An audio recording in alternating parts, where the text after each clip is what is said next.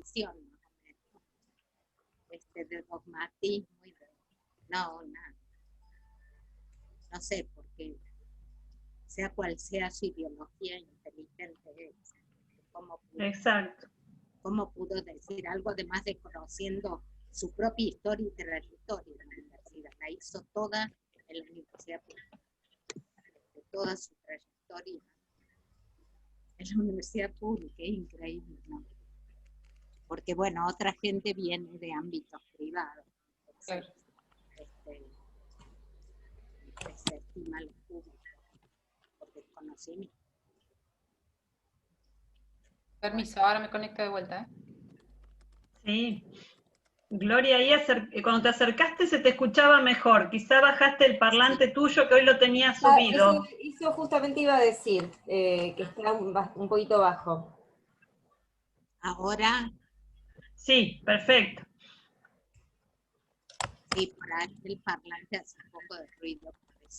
No se escucha el ruido, así que no te preocupes por subirlo por ahí. Sí. Bueno. Pero igual ahí está bien, sí, hoy temprano estaba...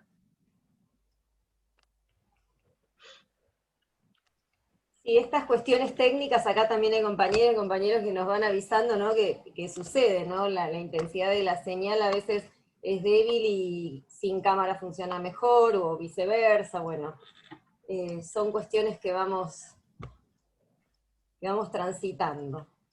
Igual la otra vez le comentaba a una colega en otro encuentro, que bueno, ahora tenemos estos inconvenientes técnicos, pero por ejemplo en mi facultad, trabajo en la facultad de periodismo, en una de las facultades donde estoy, teníamos un problema que era conseguir la zapatilla para poder conectar el cañón, es decir, que no nos alcanzaba el enchufe porque estaba bien lejos, entonces bueno, ahí teníamos un inconveniente técnico también. Y bueno, era uno de los problemas de nuestra facultad, y otras facultades que por ahí ya tienen instalado el cañón, digamos, la computadora, pero bueno, en nuestro caso no, así que nada, otra cuestión más. Como la carta que hace esa docente, a ver, los docentes, yo, para que todos lo sepan, hice mi doctorado tardíamente, no como ahora muchos jóvenes, algunos dirijo yo, hacen muy jóvenes su doctorado. Yo lo hice al final de mi carrera y cuando tuve que defender en la UBA, o sea, toda mi trayectoria en la Universidad Nacional de Córdoba, el doctorado solo en la UBA, entre otras cosas, porque ya estaba en el comité de doctorado de mi facultad en Córdoba, entonces, bueno, no podía ser antiparte. Fui a la UBA, cuando tuve que defender la tesis me tocó una aulita mínima. Yo previendo estaba tan asustada porque había dado una vez un seminario y las condiciones en Juan eran terribles. Me fui con un hijo que es ingeniero agrónomo, que trabaja con grupos CREA, entonces llevé todo, lo que decís, las zapatillas, llevamos pantalla, llevamos, bueno, yo tenía por supuesto la notebook, pero él llevó absolutamente todo. Había un departamento de audiovisuales, pero si no lo hubiéramos llevado, no sé qué pasaba. Había que solicitar por las clases, qué sé yo, una aulita mínima. Nosotros en Córdoba tenemos un ceremonial para defender la tesis doctoral. Es como si fuera todavía en la época medieval. La gente se siente, es impresionante y es muy lindo. Es muy lindo. Tienen abril, tienen ahí. No entraba nadie. Bueno, no sé de bueno, podemos, bueno, igual ya fuimos dando inicio al encuentro, bárbaro, se siguen sumando colegas, ¿sí? Así que bueno, formalmente nuevamente saludamos y damos la bienvenida, como siempre, ¿sí? por poder estar en este espacio. En el encuentro anterior abordamos, sí, reflexionamos varias cuestiones en torno a la propuesta, ¿sí? Inicial, eran los primeros pasos en las clases, ¿sí? A la introducción en torno a lo que es el análisis de las prácticas de la enseñanza, y desde dónde se estaba abordando, ¿sí? Qué implicaba poder abordar estas prácticas desde una mirada crítica, ¿sí? Pensando en las cuestiones de la observación, de análisis interpretativo, ¿sí? Entonces, este encuentro está pensado para poder continuar reflexionando, compartiendo inquietudes, experiencias, en torno más a lo que fuimos viendo durante las últimas clases, ¿sí? Vinculadas, bueno, con la dimensión metodológica de la enseñanza, ¿sí? Y bueno, los aportes del análisis didáctico en ese sentido. Por lo tanto, bueno, cuando nosotros compartimos o les enviamos el mensaje hace unos días, comentándoles, ¿no?, la propuesta de este encuentro, que no necesariamente tenía que ver con por ahí desarrollar absolutamente todo desde lo conceptual, porque bueno, ya está, digamos, ampliamente desarrollado en todas las clases y la bibliografía, sino poder retomarlo eso desde sus inquietudes, ¿sí?, desde lo que ustedes han podido reflexionar en torno a las distintas dimensiones, en qué cuestiones piensan que han aportado estas dimensiones reflexivas a su propia práctica en el contexto actual, ¿sí? Que si bien lo hemos ido realizando, ¿sí?, pero en estas últimas clases se han incorporado, se han propuesto estas dimensiones más específicas, ¿no? Cuando empezamos a ver o a analizar las cuestiones del aula, clase, las interrelaciones, qué sucede ahí, a emprender estos análisis didácticos, a repensar a través de los ejercicios de análisis, ¿sí?, y recrear esas situaciones de enseñanza analizadas, ¿sí?, ver qué cuestiones reformularían, desde dónde, bueno, no vamos, digamos, no vamos a detallar justo ahora en la introducción esto, porque bueno, la idea es poder transitarlo a lo largo de este tiempo que tenemos destinado para el encuentro, ¿sí? No sé si Gloria querés mencionar algo más, o Glenda, si no damos paso. No, simplemente destacar que habíamos pensado en este encuentro comenzar por darles la palabra a ustedes en un primer momento para que, bueno, pudieran plantear con absoluta confianza y tranquilidad todas las dudas que hayan quedado pendientes, todo lo que quieran plantear en este momento para no reiterar conceptualizaciones que yo ya les he planteado en las clases, más allá de que yo pueda después retomar y de acuerdo a las dudas que ustedes tengan, pero invertir un poco, ¿no es cierto?, para que haya más tiempo para que ustedes planteen dudas o también reflexiones, ¿no es cierto?, qué cuestiones les interesan más, cuáles crearon más dificultad o sobre qué conceptos quedaron dudas que valdría la pena retomarlo, que pudiera ser útil. Entonces invitarles a que tranquilamente, ¿no es cierto?, sin necesidad de ningún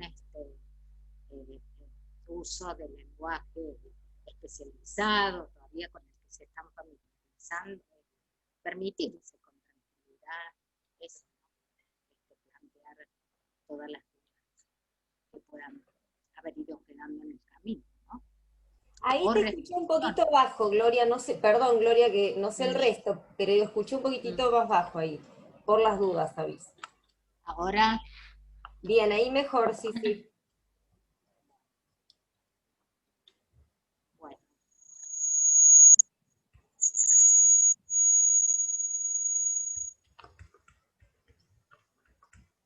Se acopló, voy a silenciar. No es el micrófono, ves que si va muy alto.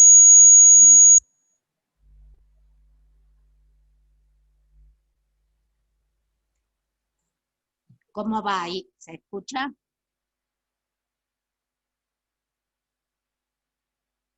Bueno, a ver quién se anima. No voy a creer que quedó. ¿Puedo? Muy bien. Sí, ¿quién? Ahí, Juan. Juan. ¿Qué tal? Bueno, yo soy Juan Alvariño de la Facultad de Artes. Soy docente de la Cátedra de Tecnología de la carrera de Música Popular y de Informática para la Producción Musical del resto de las carreras de música. Y me pasó que charlando con algunos colegas en estos días, coincidimos varios en que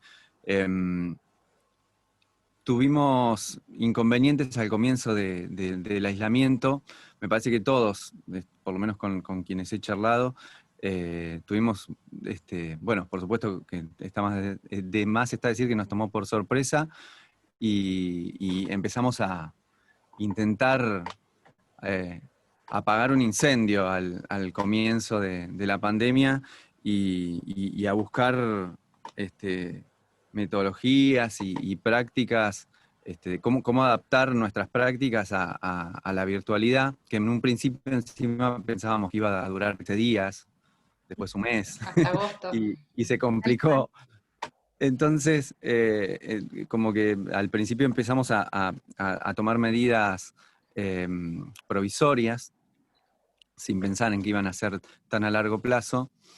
Y me pasó que, bueno, que por lo menos en mi cátedra tomamos algunas prácticas que resultaron, por ejemplo, hicimos como trabajos prácticos de alguna manera, o como para mantener el contacto con las y los estudiantes. Por ejemplo, hicimos formularios de Google que ellos tenían que completar, pero en los cuales para poder tener un contacto y, digamos, clase a clase, se volvió algo como muy tecnicista, ¿no? En la cual hacíamos mucho multiple choice porque no llegábamos a corregirlo, no podíamos atender a todo el caudal, y entonces nos dimos cuenta, culminado el primer cuatrimestre, que eso no había funcionado, que no había generado, digamos, la evaluación final de ese proceso no nos pareció muy exitosa. Y bueno, a partir también un poco de la lectura de varios textos, y de pensar un poco cómo replantear estas cuestiones, nos planteamos realizar tareas que, si bien llevan más trabajo para las y los docentes, de construcción de pensamiento más crítico. Bueno, plantear, creo que yo la otra vez lo comenté en el encuentro sincrónico que tuvimos anteriormente, que hicimos una de las actividades que me llamó mucho la atención. Hicimos un muro colaborativo sobre una temática que la clase fue, la clase presencial de esa temática no era tan productiva, no sé, no nos generaba tanta reflexión de parte de las y los estudiantes, y en el muro colaborativo fue fantástico, incluso se respondían entre ellos, y dejó algo muy bueno para todos y todas.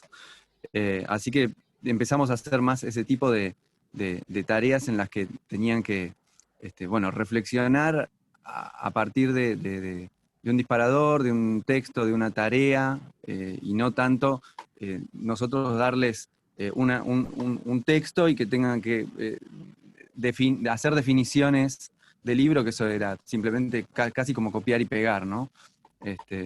Pero bueno, pero llevó más trabajo, llevó mucho trabajo.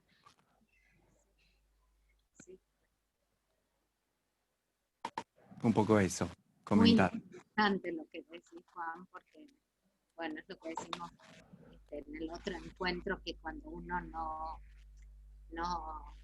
hace análisis así binarios, con lo positivo y lo negativo, en realidad esta circunstancia dio oportunidad de entender qué significa pensar didácticamente en la clase, ¿no? Que no estaba planteado siempre. Muchos de ustedes son muy jóvenes, pero bueno, a ver, en la cátedra como espacio formativo tendría que haber una historia de trabajo en ese sentido, pero la verdad no es algo generalizado en las universidades, ¿no? Entonces, es muy interesante lo que traes a colación, cómo esta idea de construir, ¿no es cierto?, de construcción metodológica, articulando contenidos con distintas opciones en lo metodológico, bueno, redundan en generar procesos cognitivos de otro tipo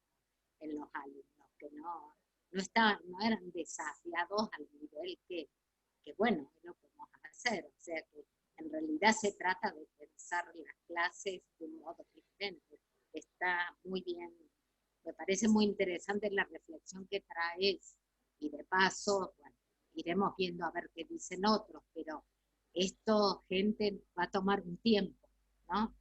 Va a haber una combinatoria de modalidades y demás, así que lo que estás trayendo, Juan, es sumamente importante en el sentido de, a ver, analizar y reflexionar sobre qué pasó con estas experiencias que ustedes fueron, estas propuestas a las que fueron dando lugar, qué experiencias suscitaron, cuáles fueron más potentes, cuáles no, para ver cómo sistematizar eso y sostenerlo, ¿no?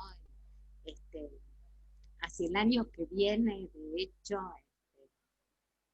en principio al menos, va a haber unas propuestas híbridas, bimodales, virtuales, como se llaman, ¿no?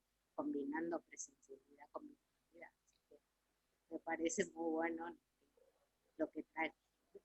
No sé si les paso, yo digo que los propios docentes nos sentimos más interesados en nuestro trabajo, porque de otro modo, ir a dar la clase, no solo llevamos a los alumnos a que reproduzcan, sino que nosotros también reproducimos, porque clases rutinarias que repetimos indefinidamente, exponemos ideas, terminan por desinteresarnos, ¿no? Yo creo que esta idea de meterse creativamente en la producción, en la generación de una propuesta para una clase es también apasionante para los docentes, ¿no? Por lo menos lo que nos entusiasma esta tarea de la enseñanza. Bueno, dejamos lugar a que otros pregunten, traigan sus reflexiones. Hola. Sí. Soy Federico, de la Facultad de Trabajo Social, en la cátedra de Introducción a la Filosofía, y quería por ahí compartir desde qué aporte, pensaba un poco qué aportes me está brindando este espacio de este seminario, ¿no? Al principio también pensaba que este seminario, de alguna manera, lo veo como estructurante, principalmente de toda la especialización. Lo veo así porque, de alguna manera, hay profesiones diversas que eventualmente no tienen o no tuvieron un acercamiento a gran parte de este campo de la reflexión sobre la enseñanza. Entonces, por un lado veía eso como positivo, y por otro lado, el límite que implicó esta instancia de la virtualidad, justamente para nosotros, o para muchos de los compañeros acá presentes, de poder enriquecerse con la experiencia de lo presencial, ¿no? Dado que se generan otras dinámicas y además que aparecen otras experiencias, ¿no? Veía un poco ese límite, pero bueno, creo que en función de la coyuntura también los materiales y todo lo que se va abordando con los videos y los audios realmente son bastante llevaderos y pertinentes, ¿no? Así como aporte, ya en términos conceptuales, está muy, digamos, como muy clave esto que de la clase 6, que es vinculado en relación a pensar lo metodológico. Lo digo yo por el lado del campo de donde vengo, que es más del lado de la filosofía, las ciencias sociales, que es como correrse de ese lugar de pensar la enseñanza como técnica y pensar la enseñanza como desde un enfoque, ¿no? Entonces eso me pareció como muy valioso, algo que generalmente yo no lo tuve, y pararse en ese lugar me pareció como también como muy propositivo a la hora de pensar las clases, como pensar las clases próximas. Y bueno, en esa línea, recuperar ahí los aportes justamente de cómo el compañero nombraba, ¿no? Cómo a veces recaemos en ese tecnicismo, en esta repetición de clases armadas o de perspectivas, que nunca problematizamos, bueno, pero cuál es el trasfondo o desde dónde estoy construyendo lo que quiero enseñar. Y algo que me quedó muy marcado, que no lo había pensado, en realidad lo doy como obvio, desde el campo de la filosofía, en un punto muy importante que vos señalás ahí, que es que cualquier docente primero tiene que ser competente en el campo disciplinar. Eso me llamó mucho la atención, no porque uno no lo sea, sino por la responsabilidad que implica eso, porque uno tiene que adecuar esos contenidos o ese objeto de enseñanza en clave didáctica, ¿no? Y muchas veces uno cree saber o cree reproducir lo que uno viene reproduciendo, ¿no? Y muchas veces no tuvimos a analizar todo el universo de la, digamos, de la disciplina o del campo, De la ¿no? práctica. Eso por ahí cortito, no quería tomar mucho más tiempo, pero agradecer esa perspectiva que no es muy, para mí, como novedosa, ¿no? De plantear como muy de lo metodológico, más filosófico, así por eso lo agradezco. Claro, sí. Sí, marca una clara diferencia de una resolución tecnicista, donde el docente es un mero aplicador. Por eso la importancia del dominio del contenido, ¿no es cierto? Pero en profundidad.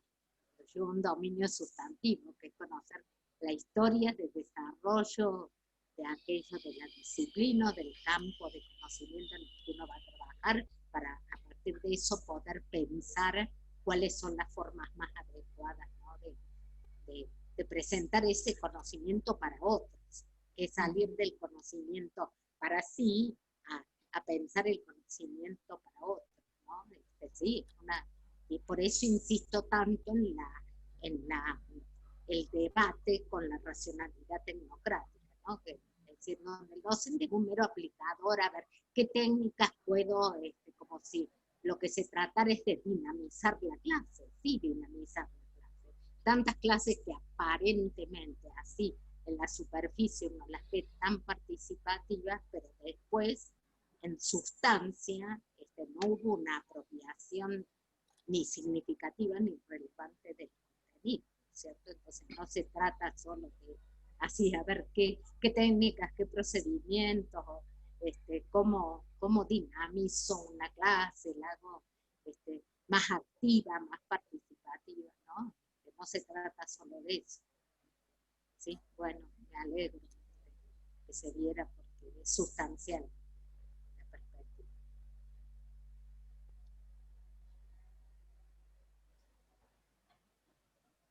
Si alguno de ustedes por algún problema, algún inconveniente técnico necesita o quiere usar el chat, está disponible también, sí, estamos atentas, tanto Glenda como yo. Bueno, Gloria también está atenta, pero bueno. Por ahí lo puedo mirar. Nos organizamos. Claro. Yo quería comentar algo por ahí en relación con lo que venían comentando, que a mí me pasó eso un poco en mi cátedra, que es una materia de medicina. Se planteó, digamos, como forma de trabajo en los trabajos prácticos ya desde hace años, casos clínicos, digamos, la resolución de casos clínicos. Y a partir un poco de todo este seminario, empecé un poco a poner en palabras lo que me pasaba en cada trabajo práctico, donde yo sentía que a veces no era el mejor método y tampoco lograba entender cuál era el supuesto que fundamentaba esa decisión. A veces creo que también en ese sentido falta una reflexión por ahí desde la cátedra o pensar realmente qué aprendizaje queremos promover y que no se base simplemente en que quizás un docente piensa que es mejor trabajar con casos clínicos y digamos, nosotros tenemos que reproducir un poco esa manera, pero creo que me despertó esa interrogante, esa duda de decir, bueno, ¿realmente será esta la mejor manera de abordar la materia o será que hay alguna otra manera de trabajar que podríamos plantear? Pero bueno, creo que tampoco hay mucha bibliografía o mucho material de la materia en particular, entonces, bueno, no sé, a mí se me generó por ahí esa duda y siento que, bueno, que a veces no hay un fundamento por ahí para las elecciones que hacemos en los trabajos prácticos, en la forma de trabajar, sino que a veces estamos haciendo, cuando dijo usted, Gloria, recién, lo de meros ejecutores, en los trabajos prácticos quizás a veces ejecutamos sí, el caso clínico que nos mandan, y eso que dijo también me llamó la atención. A veces, por más que los estudiantes respondan a los casos, participen, después, por más que haya sido muy participativa la clase, no sé si en el fondo se generó un aprendizaje. Es así. Es así, a veces en una clase puede ser solo expositiva, bien pensada, ¿no es cierto? Una clase solo expositiva puede abrir planteando casos, puede abrir planteando problemas, puede utilizar ejemplificaciones, analogías, en fin, traer narrativas diversas, hasta en una clase expositiva, ¿no? Hay que imaginar cómo combinar distintas formas operativas. Lo que vos estás trayendo, lo conversamos con Glenda, estoy segura, no sé, con Glenda y Débora también, es que hubo facultades a ver frente a esta tendencia en las universidades de las llamadas clases magistrales como única alternativa, ¿no es cierto? Querer incorporar, incluso porque se empezó a plantear desde la CONIAU la importancia de que las carreras, cualesquiera fueran, tenían que tener un componente práctico, ¿no es cierto? Entonces, muchas facultades de medicina incorporaron lo de análisis de casos, resolución de problemas. Pero, a ver, cuando se toma como método único, Claro. es lo mismo que volver a la clase magistral. Una forma metódica. Yo hablo de forma metódica porque son los componentes operativos del método. Entonces, según las temáticas, se requieren distintos procedimientos, técnicas, recursos, a ver, para introducir al análisis de un caso, al análisis, bueno, de un problema o lo que sea, puede ser necesario trabajar con un desarrollo expositivo, con presentaciones de casos múltiples, en fin, utilizar distintas técnicas, procedimientos, con trabajo en grupo, discutiendo alrededor de perspectivas de distintos autores sobre la cuestión. O sea, decir resolución de problemas e imponerlo como una metodología única para el desarrollo de una carrera es erróneo, es forzar el tratamiento desde una sola perspectiva, y claro, lo que vos decís, no hay una apropiación relevante de contenidos. Cuando hay que trabajar conceptos, el planteo metodológico es de un tipo, cuando hay que trabajar problemas, cuando hay que trabajar casos, cuando hay que trabajar situaciones a campo, de laboratorio, en fin, qué sé yo, según la especificidad, es lo mismo que en la investigación. Así como la investigación se plantea, el objeto es el que determina el abordaje metodológico también aquí, ¿no? Y eso fue una interpretación, lamentablemente, que se generalizó por falta de conocimiento y de búsqueda en las unidades académicas donde hay apoyatura didáctica, si es que le dieron legitimidad a la opinión pedagógica.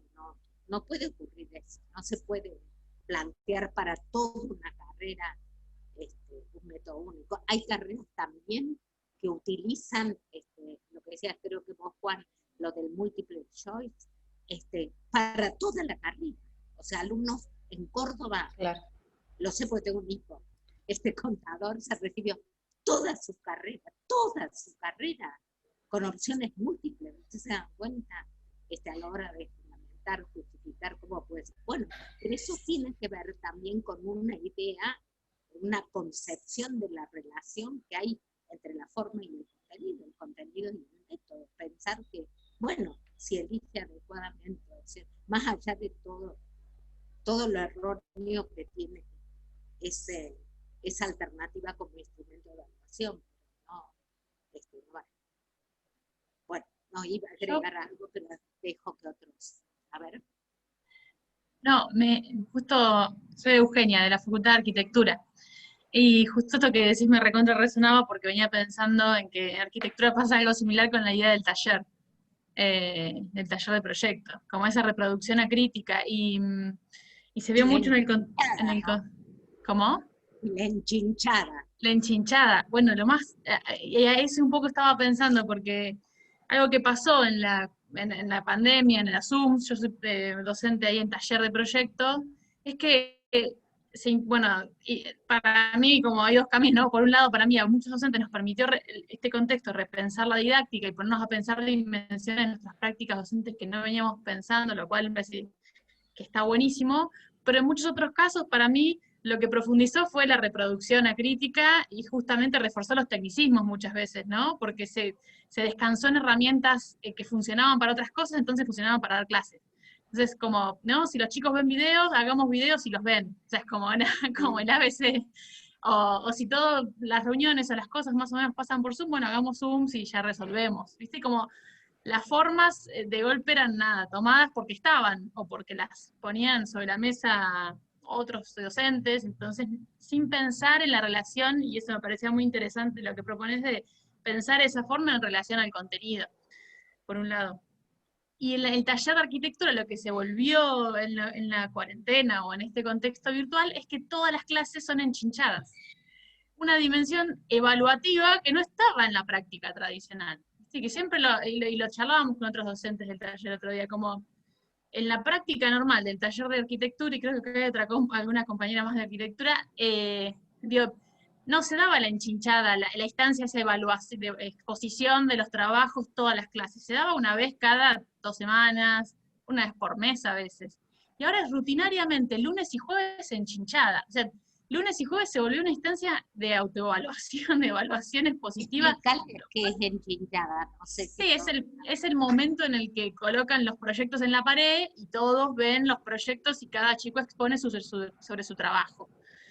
Pero, y en general en el taller esa instancia no es la única, también se da el trabajo en la mesa, el trabajo grupal, la charla individual con el chico y el trabajo sobre la mesa, muy relajado, en un ámbito que dura varias horas, entonces es otra el proceso, y sin embargo en la virtualidad se intentó decir, bueno, no, tenemos que ser 4 horas, porque aparte nunca se repensó el tiempo tampoco, ¿por qué hacemos 4 horas en la presencialidad y hacemos 4 horas de Zoom? Porque fue muy, como se reproducen cosas muy acríticamente, esto mismo, bueno, cuando hablaban del tema del aula, ¿no? De qué es el aula en estos cuadraditos y en estas parcelas, y cómo eso, y qué implica estar en nuestras casas detrás, ¿no? Cuando estamos en el aula, y que eso hace distinto al supuesto taller que veníamos manteniendo y que quisimos forzar estos métodos de la virtualidad.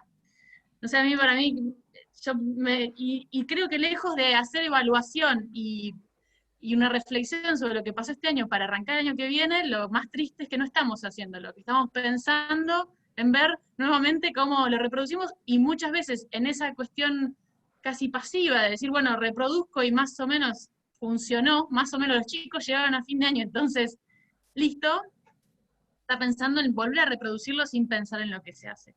Lo cual, nada, es un muy llamado de atención para mí, para nuestras facultades y nuestra tarea.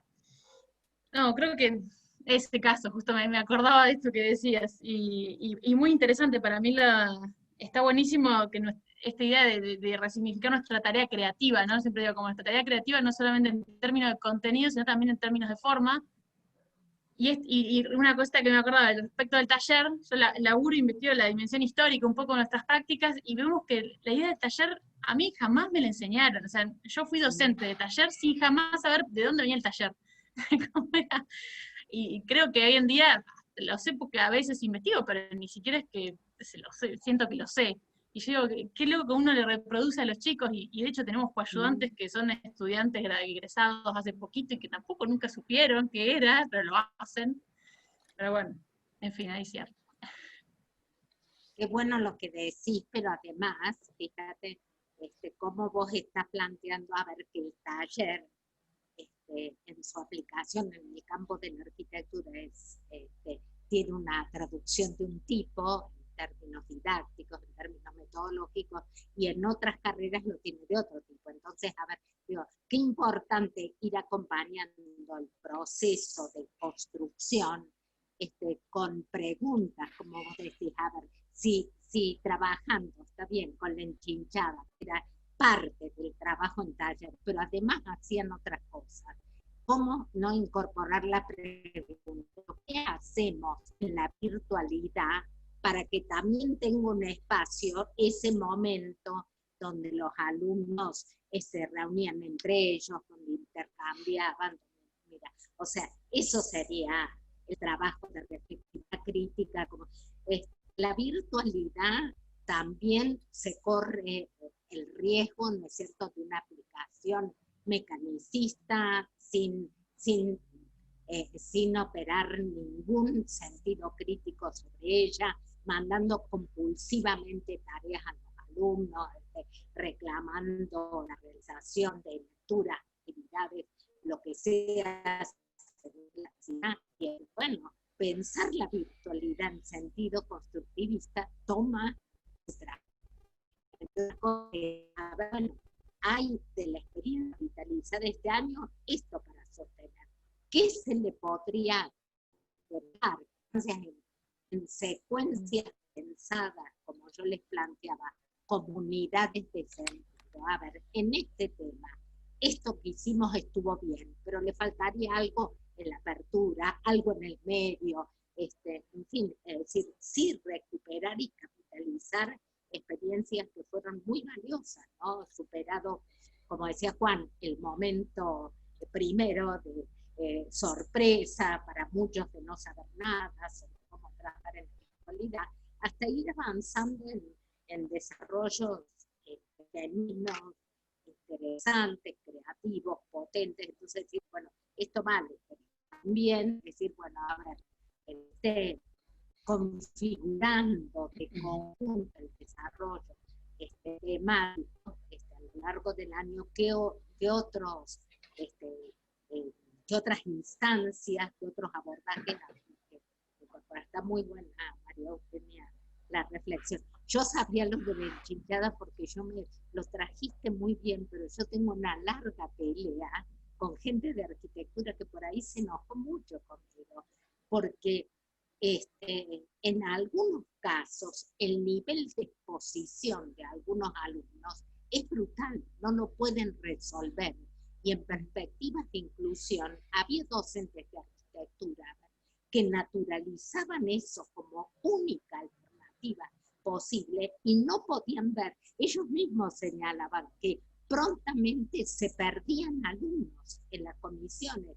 Entonces, cuando yo estoy hablando de la presencialidad, yo empezaba a interrogarle, bueno, a ver, ¿cuándo se perdían? ¿En qué momento? ¿Cómo? Era cuando tenían que ponerse al frente y ser evaluados, juzgados, porque el atravesamiento evaluativo es algo que está interiorizado, que tenemos muy metido desde que vamos recorriendo el sistema. Y no es solo pararse al frente y presentar ante el profesor, sino que es el juicio de los pares. Bueno, cuando hicimos análisis interesantes, alguna gente lo pudo ver, pero otros, como nada, es como no poder salir. Esta es la forma, no hay otra, y no hay caso, ¿no? Pero bueno, tal como vos lo estás planteando, que es muy interesante, quiere decir que la presencialidad incluía lo que decíamos, momentos menores, que serían unidades menores de sentido, en la clase, en el marco de una misma configuración didáctica. Bueno, eso habrá que pensar cómo se resuelve en la virtualidad para los casos, ¿no es cierto?, en que haya que hacerlo virtualmente. Otra cuestión será en planteos combinados justamente la clara justificación de qué contenidos, qué temáticas o problemáticas dentro de la disciplina ustedes dejarían para la presencialidad y cuáles llevarían a la virtualidad en caso de tener que trabajar de manera combinada, ¿no? Eso es todo un trabajo también de construcción, donde van a tener que ver cómo articular unidades de sentidos para que no quede también como un corte, bueno, esto virtual, esto presencial, ¿no? Sino para que se vaya articulando lo que se va haciendo en distintos momentos. Presencialidad, virtualidad, como sincrónico y asincrónico. Yo quería aportar, ¿qué tal? Buenas tardes, yo soy Inés Garay, compañera de María Eugenia, nos hemos cruzado en algún seminario, pero somos las dos de la Facultad de Arquitectura. Y bueno, también estoy de acuerdo con las palabras de María Eugenia, me parece muy interesante lo que plantea. Creo que en parte nos vimos como obligados o nos zambullimos en la técnica del Zoom, y la verdad es que pasó todo un año y lo que ella dice de la enchinchada de la exposición de los chicos se sintió muchísimo. Yo ahora que estamos terminando y el agua nos está tapando, y entonces con algunos he llegado a mensajes en privado y a hacer Zoom en privado con algunos que por ahí no se animan y te das cuenta y no te lo dicen porque a la vez por ahí sienten que tienen 20 años y no lo quieren decir, pero que no se atreven a hablar frente a los 25 chicos que los están mirando. O sea, ha generado toda una situación que nadie evaluó y que por otra parte como que nos llevó todo el año por delante y nunca desde uno siente, o por lo menos lo que sentimos nosotros desde el taller, es que nadie nos dijo nada cómo había que hacerlo. Entonces, y nosotros atravesamos todo el año poniendo todo lo que pudimos y a niveles que nunca pensé, porque me he mandado mensajes para ver si estaban bien, porque desaparecían, buscándolo, volví a entregar, pasé el trabajo, venís bien, o sea, aliento como nunca, como si fuese un coach, persiguiendo a 25 chicos para que no dejen, y sin embargo nadie como desde algún lugar más superior nadie pensó como en cómo mejorar la situación, en cómo, ¿no? Más que una planilla a mitad de año donde había que completar cuántos habían dejado, cuántos, no sé qué. Después más que eso, no sé, por lo menos nosotros no nos llegó ningún tipo de ayuda, o de ver cómo se podría llegar a un acercamiento con los chicos frente a situaciones que hubo gente que tuvo, bueno, como todos los que estamos acá y todo el mundo tuvo situaciones complejas desde el punto de vista familiar, con temas de salud, o sea, pasó mucha agua y me parece como que no hay ningún plan estratégico pensado, tampoco sabemos el año que viene, o sea, creo que pasó también un montón de tiempo, entonces, digo, nadie se puso a pensar fehacientemente cómo vamos a continuar. Me parece que estamos casi igual que en marzo, en punto. Eso a mí personalmente me preocupa porque ha sido un año muy desgastante. Yo por lo menos he multiplicado mis horas de trabajo enormemente y a la vez estamos sosteniendo los docentes toda una estructura y nadie nos ve. Estamos en nuestras casas con todo lo otro que nos rodea, ¿no? Me parece que eso es una situación compleja al menos. Inés, distintas cosas. Algunas van a ser situacionales, pero es la primera para decirte, no digas persiguiendo. Fíjense lo que decimos, la pandemia visibilizó algunas cuestiones que no resolvíamos en la presencialidad y que teníamos, era una deuda pendiente. Esto que vos decís, percibiendo, siguiendo a los 25 chicos, en realidad la labor de acompañamiento y de seguimiento, si hay chicos que dejan de venir, si hay chicos que no presentan a tiempo, que en realidad la tarea docente de eso se trata, de acompañar al grupo y apoyar, ni hablar en perspectiva de inclusión a los que más lo necesitan. Lo que pasa es que aquí se visibilizó un tema.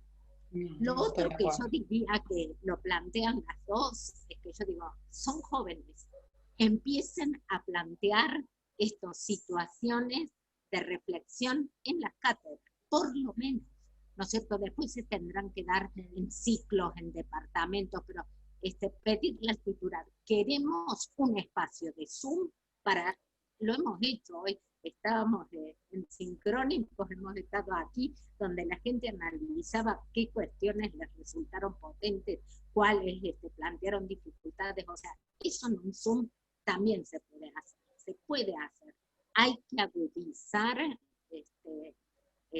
el trabajo. Voy a decir algo, yo sabía que vos eras la arquitecta, entonces no me digan que en pantalla hay cosas que no se pueden ver. Si uno tiene un registro atento, tu expresión, claro, podrías no estar en pantalla, hubiera sido más difícil, no sé si hubiera podido seguir.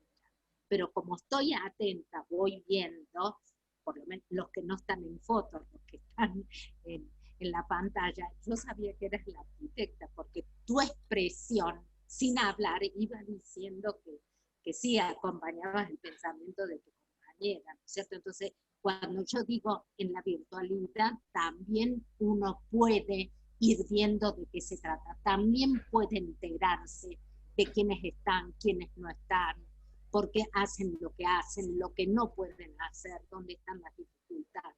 Bueno, es un plus, es un trabajo, pero a ver, convengamos que en la presencialidad se reutilizaban, como decía María Eugenia, algunas cuestiones, y bueno, ahora como es nuevo, nos obliga a ponerlas en tensión, ¿no es cierto? Pero bueno, la tarea docente exige un trabajo de construcción, de pensar, uno no puede ir, bueno, a ver, este es el tema, voy y lo resuelvo de cualquier manera, ¿cierto? O sea que me parece importante esto, pensar que también en la pantalla, por ejemplo, hay un muchacho, me acuerdo porque hoy está la clase 7, era una de los temas pendientes, había un muchacho que dijo, no me acuerdo el nombre, que había sido dificilísimo, que solo cuando leyó la clase pudo entender algunas cosas, y yo me quedé pensando, mírenle, el otro sincrónico que tuvimos en que le podría haber dicho algo que no le dije respecto a por qué yo incluyo la clase sobre el socioantropológico, pero ahora justo no lo veo, no importa.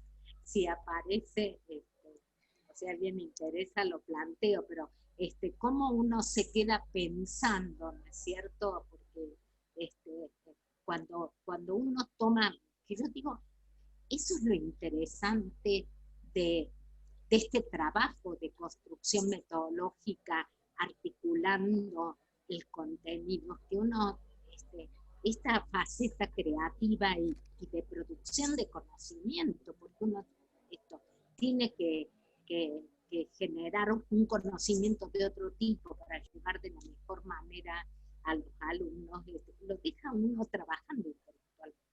Como yo me quedo, no sé si a ustedes les pasa, me quedo siempre después de una situación de clase pensando cosas que potencian, que darían posibilidad de desarrollo de lo que planteo, ¿sí? Bueno. Ahí Lorena estaba levantando la mano. Lorena, no sé si... ¿Sí? ¿No? No, mientras ella hablaba, yo soy de la Facultad de Medicina, de Psicología Médica es mi materia. Estaba pensando en esto de los determinantes del currículum y los sujetos que llevan adelante el currículum. Entonces ahí hay como una diferencia y a veces uno se plantea cosas que quizás ni siquiera tenés un aula porque te va a llevar más tiempo, o ni siquiera quizás tengas el acompañamiento de los demás para poder forjar una propuesta, digamos. Pero también pasa eso, por ejemplo, a mí ya me pasaron cómo van a ser las clases armadas para el año que viene. Los temas se redistribuyeron de otra manera y bueno, yo tengo que dar esas clases, digamos, no hay lugar para que yo diga, no, podríamos hacer esto. Bueno, lo que yo ahí mientras hablan, claro. Y eso que nosotros los psiquiatras somos bastantes de trabajar en la interdisciplina y, digamos, le damos lugar a la palabra del otro, digamos, no es que somos cirujanos y, o un anestesista o un médico de terapia intensiva que da órdenes. Nada que ver. Igual pasa. Sí, no, que pensaba cuando escuchaba a las compañeras de arquitectura y en el trabajo que venimos haciendo también en el taller del trabajo final, con otros colegas cuando van problematizando en qué se van a enfocar en ese trabajo, aparecen muchas estructuras de clase cimentadas en el tiempo, en donde en lugar de los, que pasan como dos cuestiones, ¿no? Hay un lugar de los y las ayudantes de mucha dificultad para poder configurar esas propuestas, configurar esas clases en términos de esto que dicen las compañeras, les llega, ¿no? Les llega y dan a lo sumo el cronograma, y hasta las instancias de evaluación están pautadas previamente, y ahí se produce una suerte de enajenación, digamos, de la práctica docente. Esto que plantea Gloria de convertirse en un ingeniero conductual tiene que ver con me parece, con esa dimensión por un lado, y por el otro,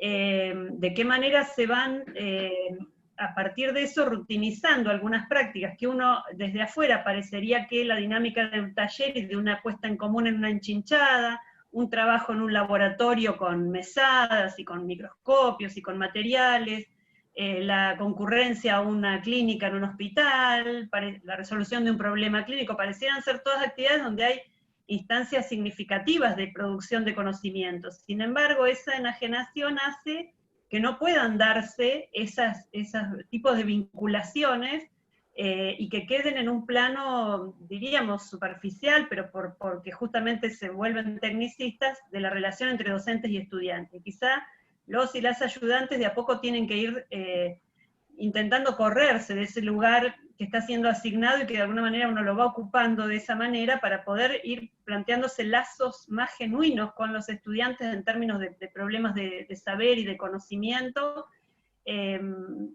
tratando de eso, de escucharlas, ver cuáles son sus necesidades, ver qué clima generamos, ¿no? Es decir, qué pasa con la enchinchada, por ejemplo, en términos, incluso que Gloria muchas veces lo plantea, narcisistas, respecto de cómo pongo en juego yo mi lugar de experticia en la arquitectura para poder colocarme a enjuiciar a quienes están recién haciendo sus primeros bocetitos ahí con mucha dificultad con un lápiz, o quien lo hace con un piano, o quien lo hace con un microscopio, ¿no? Entonces, ¿de qué manera también se permea esto que Gloria les decía del vínculo con los otros, ¿no? Si nos ponemos en un plano de acompañarlos, de alojarlos, de abrigarlos, o si nos ponemos en un plano de distanciamiento y de enjuiciamiento. Entonces, bueno, creo que son muchos planos en los que podemos ir interviniendo para generar otra cosa en nuestros espacios de trabajo, de a poco, progresivamente, ¿no es cierto?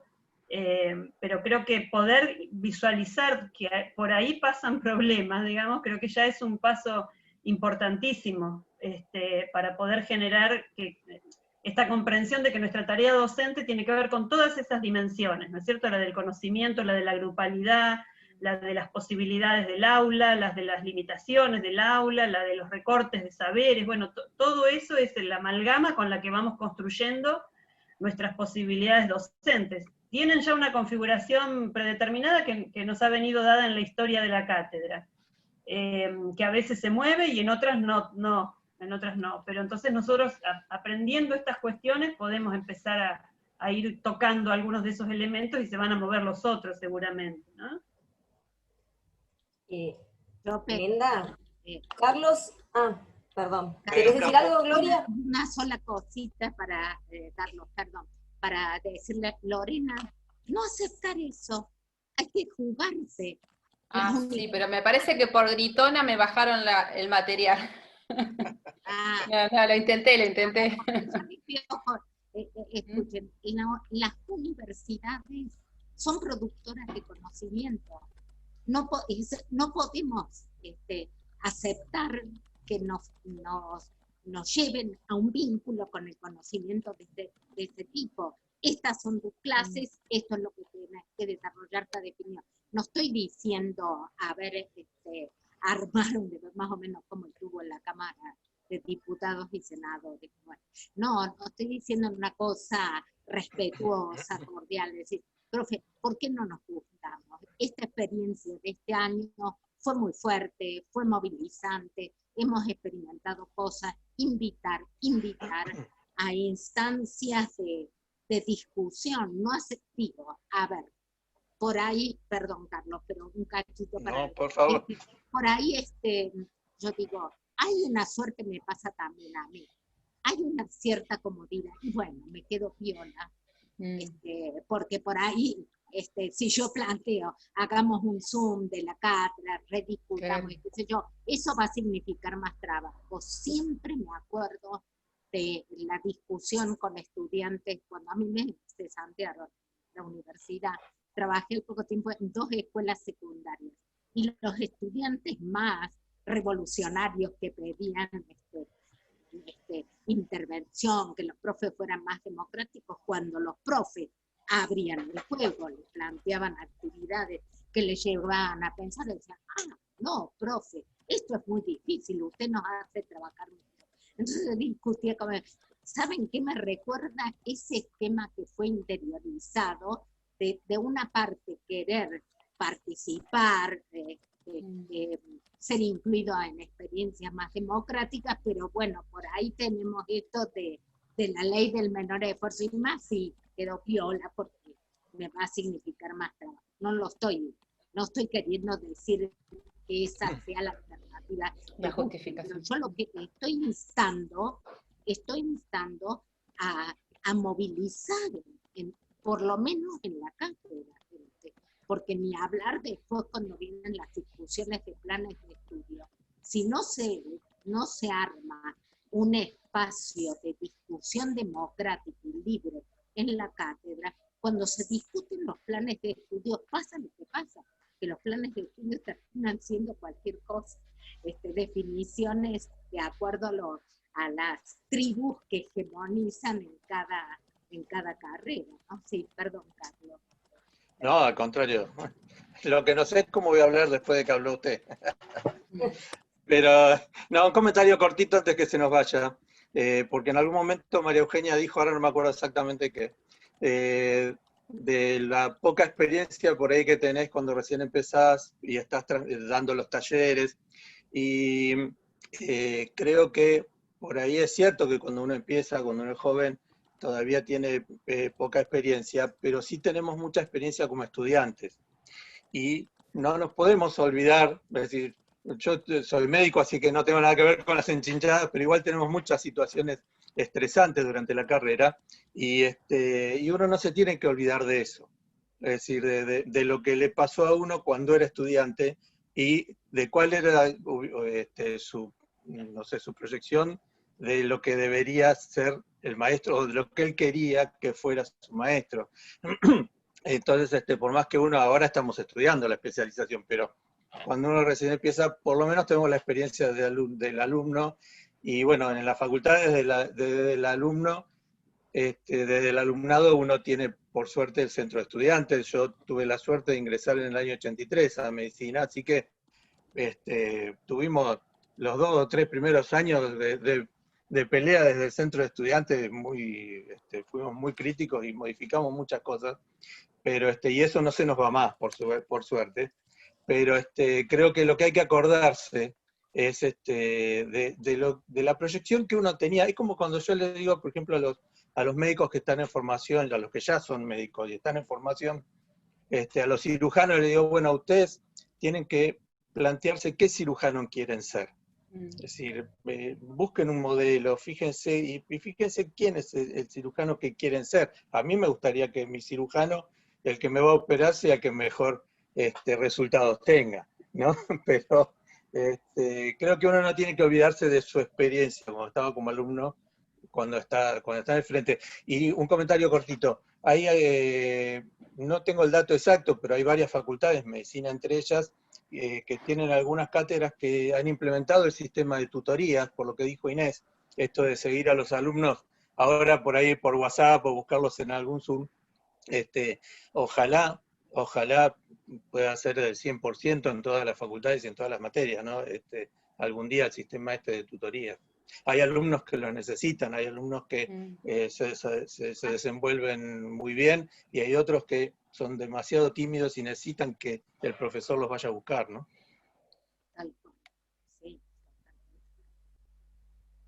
Sí. Dos cosas, Carlos, sí.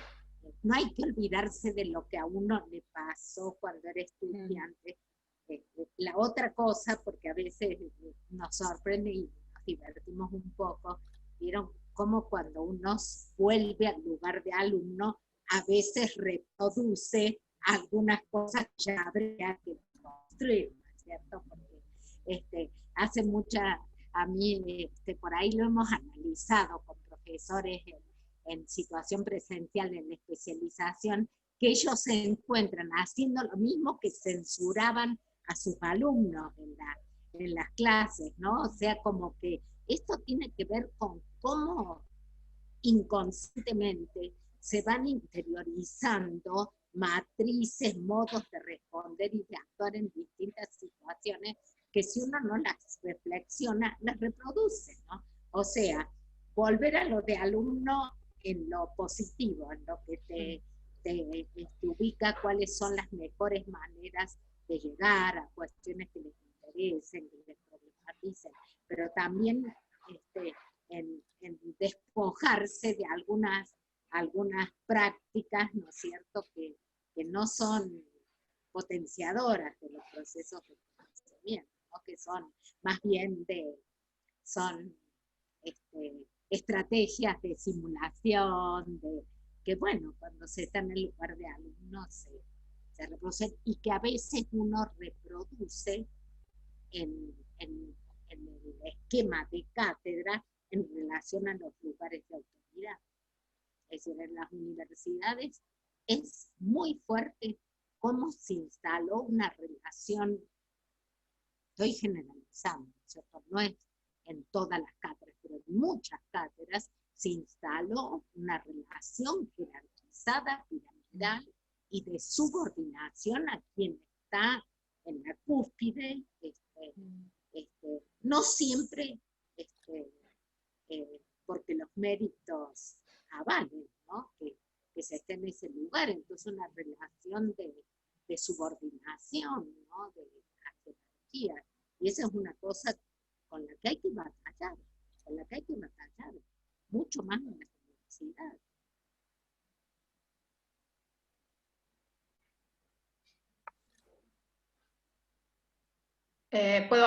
No sé si puedo hablar o alguien quiere decir algo. No, sí, ahí estábamos viendo, dale, tenés la palabra. Yo soy de la Facultad de Ciencias Veterinarias.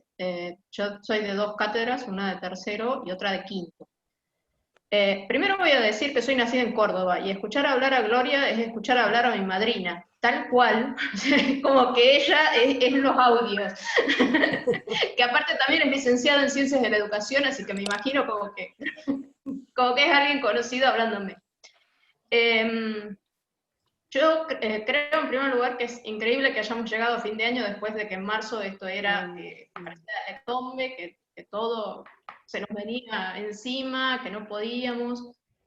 Dentro de lo que decían, que decía Carlos, por ejemplo, en la materia de tercer año, en patología, nosotros históricamente es como que los seguimos a los chicos, sin saber que eso tiene un nombre en particular y que se llama tutoría y demás, pero les estamos siguiendo la trayectoria, viendo si entran, si no entran, avisándoles, mandándoles mail, a ver si le pasa algo, y eso también se hacía en la presencialidad, o sea, cuando nosotros notábamos que desaparecían, se les mandaba un mail, ellos tenían una tarjeta, ahí ponían su mail el primer día y se los comunicaba.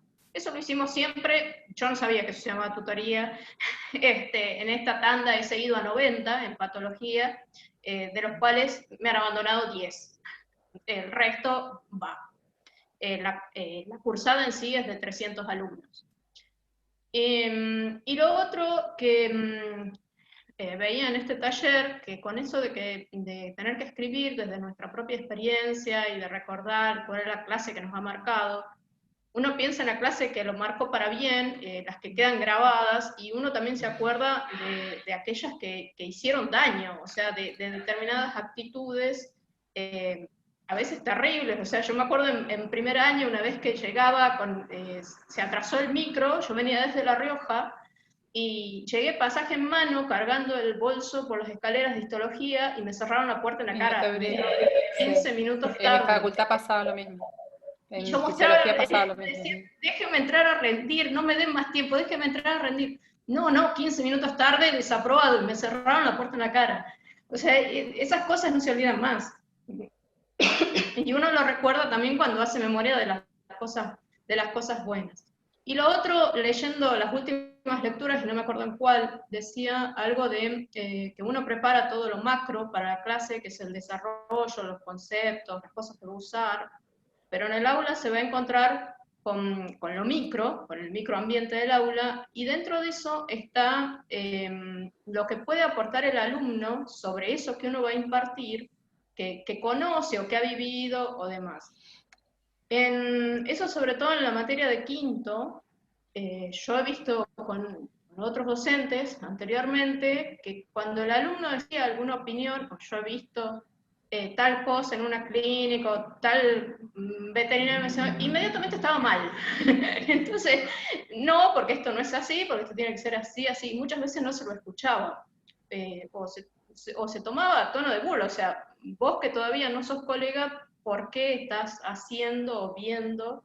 Y bueno, en una lectura ayudaba a reflexionar sobre eso, y yo creo que es algo sobre lo que debemos pensar. O sea, nuestros chicos de quinto año muchas veces ya están yendo a las clínicas, están ayudando, están haciendo cosas, y una parte de aprender es respetarles cuando quieren hablar o mostrar las fotos que sacaron en una cirugía porque los dejaron entrar al quirófano, cosas así, y explicar y enseñar sobre eso mismo.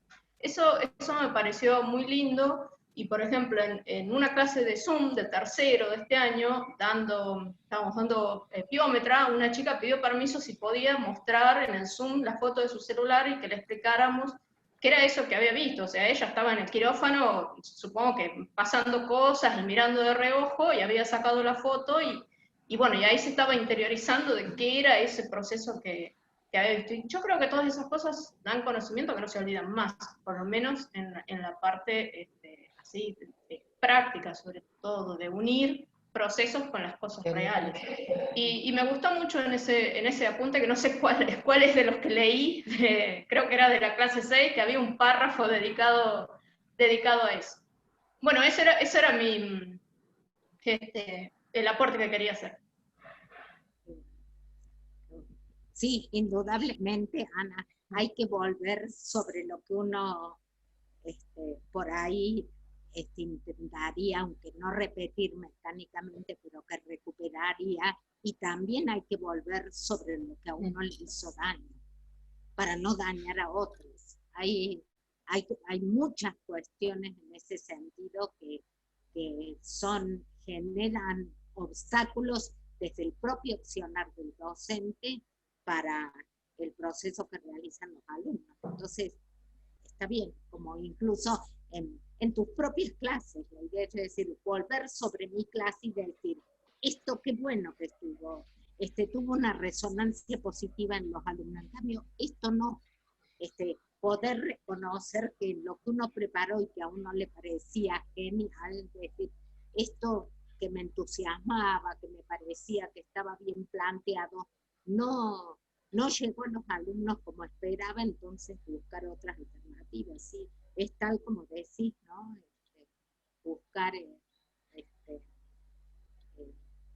cómo retrabajar y recuperar aspectos que vale la pena retomar, como aquellos que hay que abandonar y que hay que modificar. Y después lo que haces con los alumnos no importa cómo le llames, si tutoría o no. Lo que importa es la tarea de acompañamiento. ¿Sí? Bueno, no sé. ¿Puedo seguir? Sí, te escuchamos. Hola. Bien. ¿Qué tal? Mi nombre es Natalia Ferrer, soy de la Facultad de Psicología. Y me gustó mucho la propuesta del taller, no sé ya el contenido teórico del mismo, que también me interesó, la propuesta metodológica en cuanto a revisar las propias prácticas como estudiantes y como docentes, para, como decía Eugenia, no reproducir de manera crítica. Y lo que más me impacta de las propias prácticas es lo que va apareciendo con lo que decía Glenda, Ana y Carlos, respecto de la dimensión vincular o intersubjetiva. Porque digo, bueno, las prácticas de enseñanza tienen una especificidad en relación al conocimiento, por supuesto, pero también son encuentros vinculares entre personas. Y esos encuentros entre personas a veces obstaculizan y a veces favorecen o permiten lo que así sucede. Y me parece que eso es lo más difícil de apresar, porque termina quedando en el docente me trató bien, el docente es piola o no.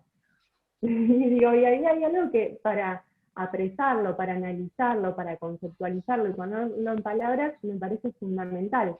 Porque cae con tal impacto lo que como docentes le decimos a los estudiantes que tiene una fuerza que, pensándolo por ejemplo en perspectiva de inclusión, en algún alumno o alumna que está dudando si pertenece o no pertenece al ámbito académico, decir algunas cosas puede definir la expulsión. Y hay algo de eso que me preocupa y que me hace pregunta para seguir indagándolo. Bueno, ¿qué sucede en esa dimensión vincular o intersubjetiva entre docentes y estudiantes que a veces se empantana de una manera tal que obstaculiza los procesos y que a su vez me parece que es sobre lo que menos pensamos?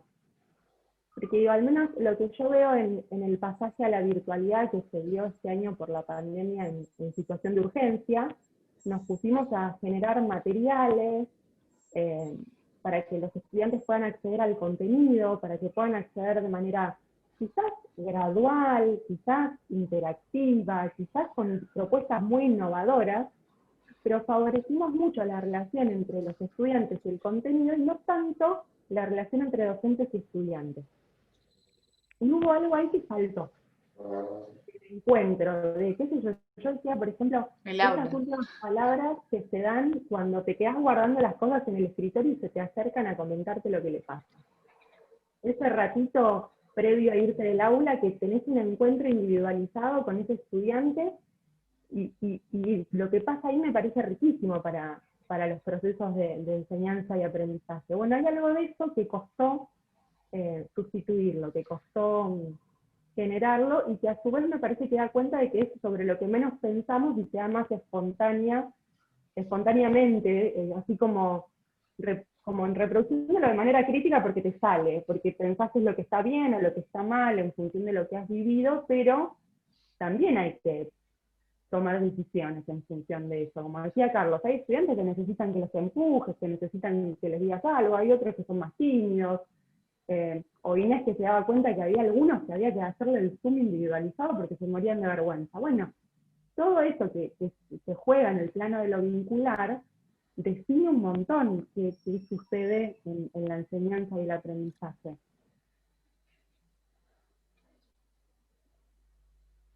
Sí, totalmente de acuerdo, totalmente de acuerdo. Es que, bueno, nuestra profesión es una profesión del orden del humano, o sea, la interactividad es la plataforma de sustentación sobre la que se construye todo lo otro, ¿no es cierto? Si no nos despreocupamos de los vínculos no son solo con el conocimiento, con los objetos de conocimiento, sino son básicamente con los sujetos y con sujetos, yo lo planteo al principio, que lo tornan difícil porque son radicalmente diferentes entre sí y muchas veces respecto a nosotros, ¿no?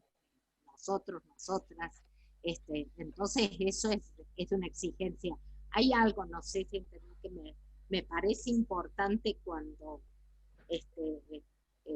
en relación a lo que planteas, que cuando, según las modalidades, las opciones metodológicas de trabajo en las diferentes asignaturas, aparecen obstáculos en los vínculos y no se plantean abiertamente en la clase, sino como vos decís, después se tienen que trabajar diferenciadamente.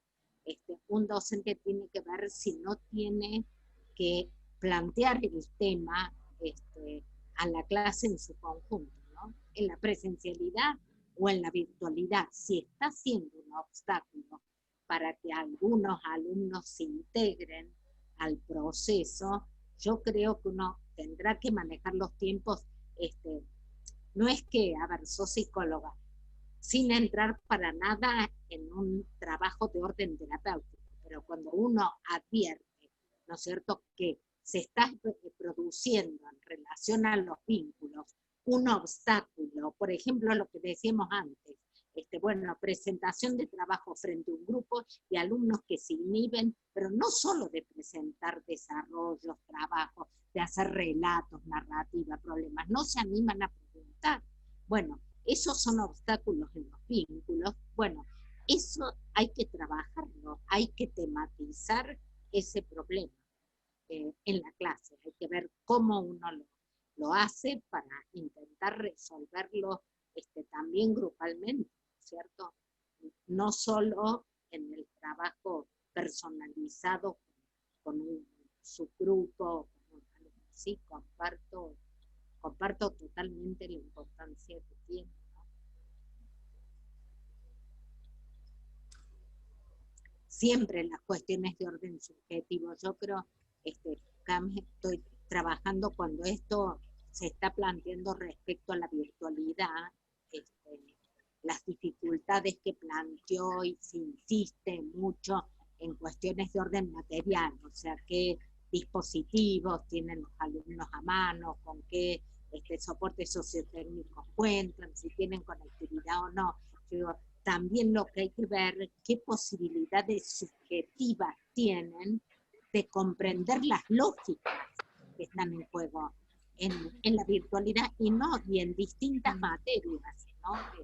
Pienso en medicina, que me tocó trabajar en Córdoba, no solo trabajar, crear la carrera docente en medicina y después trabajar con médicos en formación docente. Bueno, hay incomprensiones básicas en ese sentido sobre el papel que juegan los vínculos, ¿no? Entonces, bueno, la importancia de tematizarlos y ponerlos como tema a tratar en las clases, ¿no?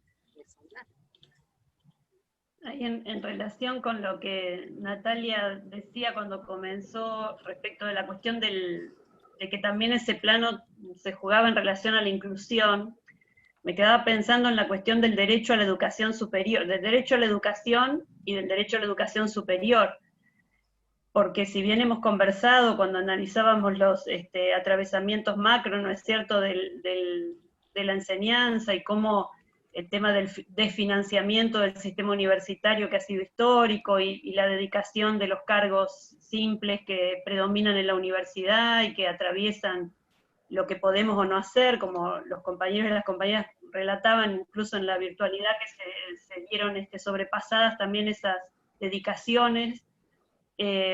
Pensaba que no acontece en todos y en todas, por supuesto, pero no sé cómo silenciar esto.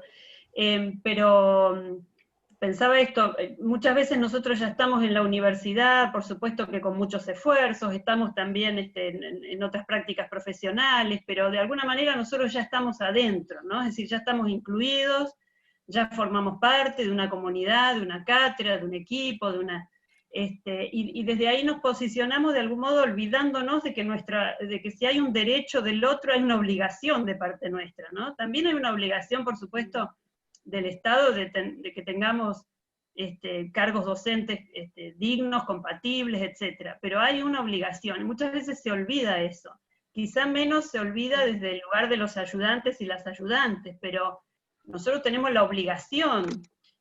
No es que les hacemos un favor de alguna manera si más o menos ponemos predisposición y oreja para tratar de entender si están teniendo dificultades. No, es nuestra obligación en tanto agentes de una institución pública que está entendida desde el punto de vista hasta normativo, de que el otro tiene un derecho y la otra tiene un derecho, digamos, ¿no? Y quizá a veces ese cambio de paradigma todavía en la universidad no está del todo instalado, ¿no? En términos de cómo nos relacionamos con los y las estudiantes, no solo desde el plano que lo planteaba Natalia, de la intersubjetividad, sino también de la consideración del otro como sujeto de derecho, ¿no? De derecho de levantar la mano y decir no entiendo, de derecho de no tener que acomodarse todo el tiempo a nuestras propuestas, y no nosotros. Del otro lado nos vamos a encontrar con una multiplicidad de formas de vincularse con la institución, inclusive algunas que nos pueden parecer hasta individualistas, es decir, en el sentido de no aprovechar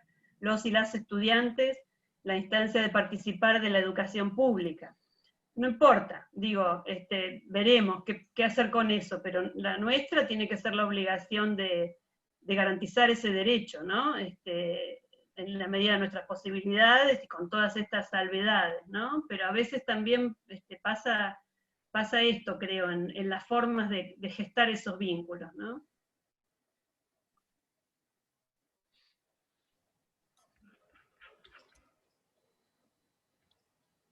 No sé si alguien más quiere comentar algo, igual mientras quiero, bueno, retomar lo que decían tanto Gloria, Glenda, bueno, Natalia, todos que vienen abordando de ese sentido, también lo que decía Ana, que además esto tiene que ver con cuestiones, como lo fuimos mencionando y Gloria también lo dijo, que son previas a este contexto, ¿no? Y esto también, porque tienen que ver con los posicionamientos en torno a la enseñanza, a la educación. Entonces, los vínculos con el conocimiento, los vínculos con los sujetos con quienes trabajamos, con las instituciones, ¿sí? Es previo a este contexto que dejó al descubierto muchas de estas cuestiones, ¿no? Al no estar la materialidad de esa institución, quiero decir, nosotros no estamos yendo a la facultad, ¿sí? Los estudiantes y las estudiantes tampoco, sino que estamos construyendo el aula acá, en esta espacialidad, ¿no? Entonces acá se juegan con mucho más fuerza esas cuestiones de posicionamientos, que no son menor, ¿no? Que por ahí,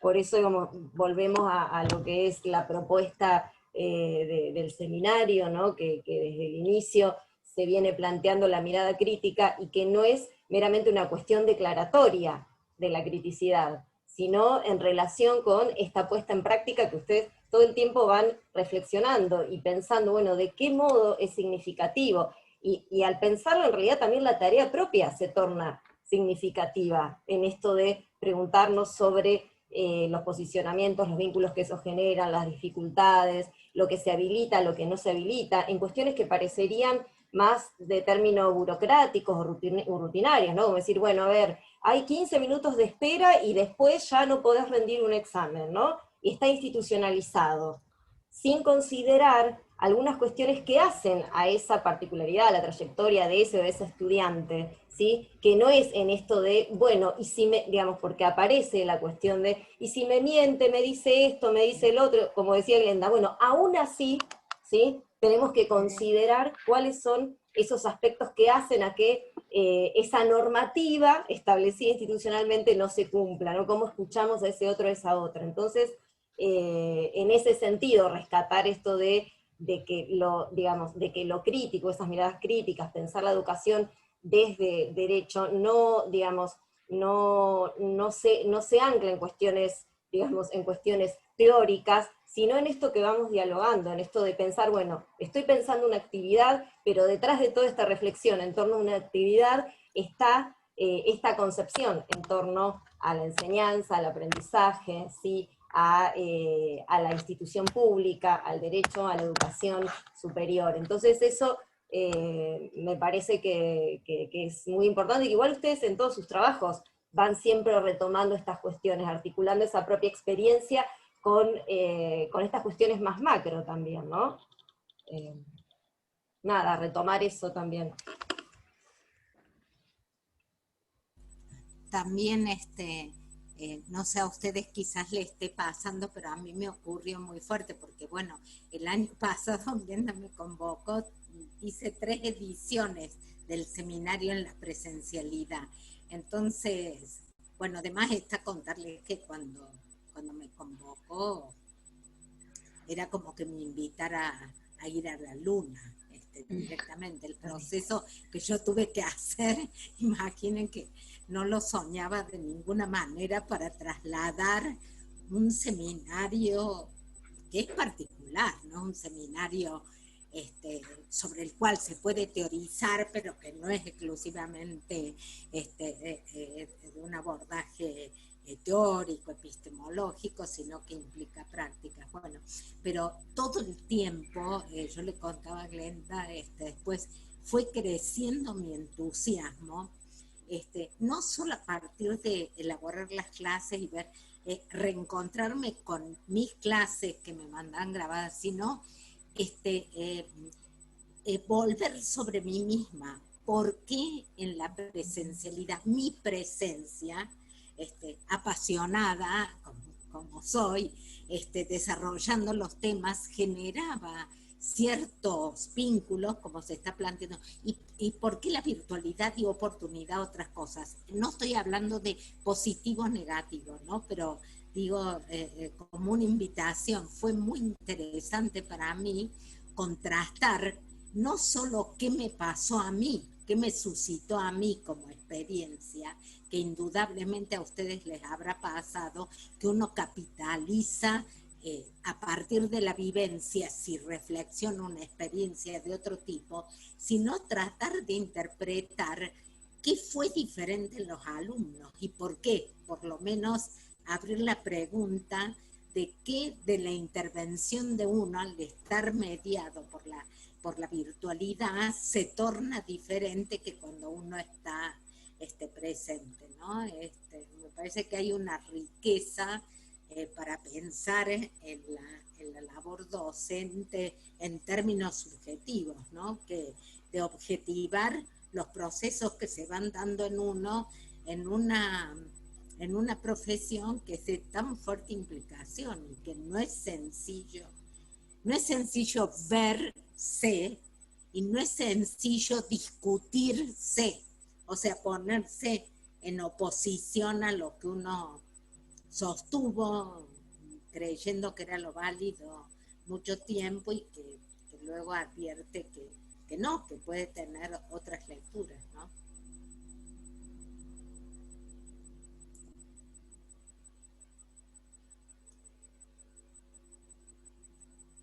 Bueno, no sé si no hay preguntas, inquietudes, reflexiones.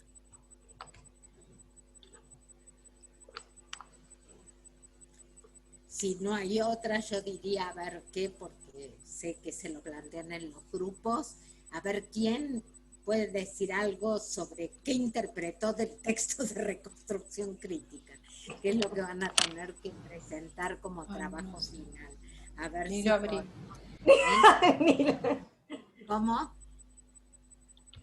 Que no lo pudo abrir, dice. Pero No, yo soy médica y bueno, como el resto de mis compañeros, nosotros tenemos hasta marzo dedicación, digamos, no tenemos ni vacaciones ni nada. Y gracias a mi compañera de grupo y a Juan, que recién lo vi, que yo había podido hacer el 1 y el 2 lo entregué tarde. Y el 3 cuando lo abro veo tanta bibliografía que te juro que apagué la computadora. Y bueno, y sí, para mí me pareció un montón ese momento, te digo, porque aparte tengo los nenes en casa a la mañana, 2, con Zoom, hasta las 4 de la tarde. Era como que esa fue la gota que colmó el vaso, y hasta que me llama mi compañera en el trabajo 5, y empezamos a trabajar en grupo, y re bien, eso fue como el estímulo que me hizo leer, no es que ni me hicieron el trabajo ni nada, yo seguí trabajando, igual que con este. Fue como que eso me dio motivación a seguir. Bueno, está buenísimo. Creo que la construcción social es movilizante. Siempre la construcción social apuesta a que uno se movilice.